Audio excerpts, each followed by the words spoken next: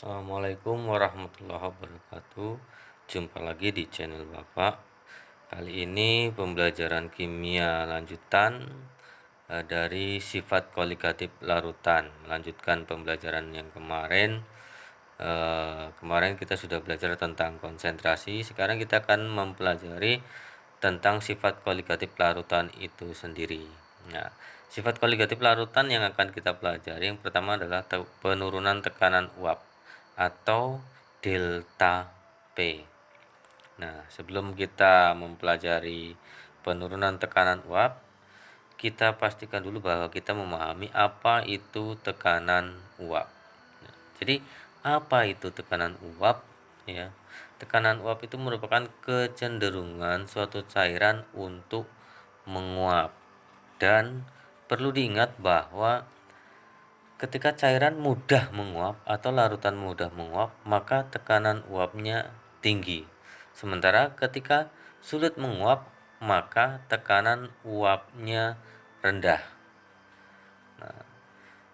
Adanya zat terlarut dalam larutan itu menyebabkan pelarut lebih sukar menguap. Apa sebabnya? Karena sebagian dari permukaan zat pelarut itu tertutup oleh zat terlarut.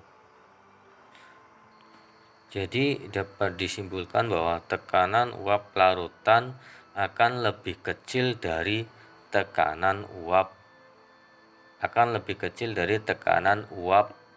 pelarut ya. Jadi kesimpulannya seperti itu, maka tekanan uap larutan akan lebih kecil dari tekanan uap pelarut.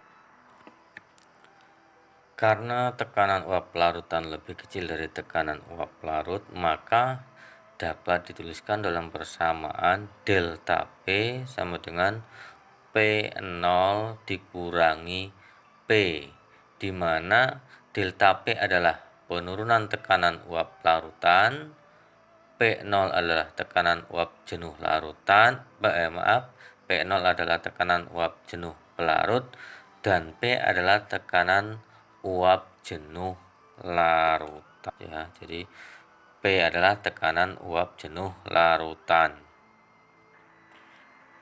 Karena delta bermuat itu positif ya, karena delta itu positif, maka P0 lebih besar dari P. Maka terbukti bahwa tekanan uap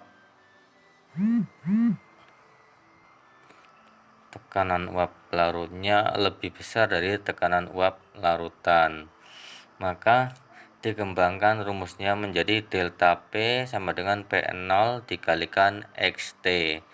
XT itu adalah fraksi mol pelarut ya. Nah, maka delta P sama dengan P0 dikali NT dibagi NT ditambah NP, diperoleh dari persamaan fraksi mol. Maka untuk mencari P sama dengan P0 dikalikan dengan XP, maka P sama dengan P0 dikalikan NP per NT ditambah NP ya. Persamaan yang tersebut yang baru kita bahas tadi adalah persamaan untuk larutan non elektrolit. Nah, bagaimana untuk larutan yang elektrolit?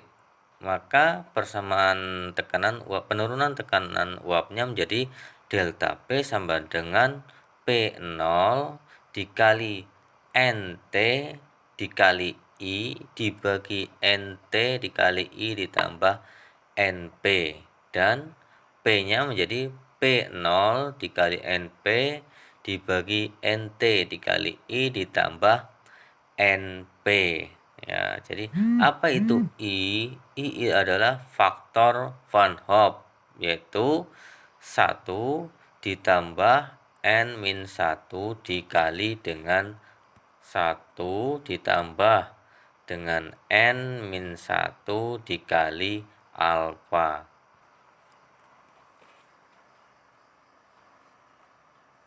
faktor Van Hoff tadi ada faktor N dan alfa. N adalah jumlah ion, sementara alfa adalah derajat ionisasi. Nah, untuk asam-asam kuat, derajat ionisasinya adalah nilainya 1. Nilai derajat ionisasinya adalah 1 itu untuk elektrolit kuat, misalkan dari asam-asam kuat dan dari basa kuat. Maka faktor Van Hoff-nya atau I-nya sama saja dengan N atau sama saja dengan jumlah ion karena alfanya nilainya 1 ya. Kita ambil contoh H2SO4. H2SO4 jumlah ionnya ada 3, dari 2 ion H+ dan 1 ion SO4 2-. Sekarang kita coba latihan soal dengan soal contohnya adalah tekanan uap air pada suhu 25 derajat Celcius adalah 25 torr. Berapakah tekanan uap suatu larutan pada 25 derajat Celcius yang dibuat dengan melarutkan 0,5 mol sukrosa dalam 12 mol air ya. Maka kita analisis dulu. Dari soal yang ada kita ketahui bahwa zat terlarutnya adalah sukrosa 0,5 mol dan pelarutnya adalah air 12 mol. Tekanan uap mula-mulanya adalah 25 torr atau tekanan uap jenuh pelarutnya adalah 25 torr. Sementara tekanan uap larutannya inilah yang akan kita cari, sehingga P sama dengan tidak diketahui. Kemudian fraksi molnya, mol dari zat terlarutnya sukrosa ya, atau NT-nya adalah 0,5 mol dan mol dari pelarutnya atau mol dari airnya adalah 0, mol dari pelarutnya adalah 12 mol. Maka dari beberapa hal yang sudah kita ketahui dapat kita cari P sama dengan P0 dikalikan dengan XP atau P sama dengan P0 dikalikan NP per NT ditambah NP. Kenapa demikian? Karena zat terlarutnya bukan elektrolit, maka kita tidak mempergunakan faktor Van Hoff.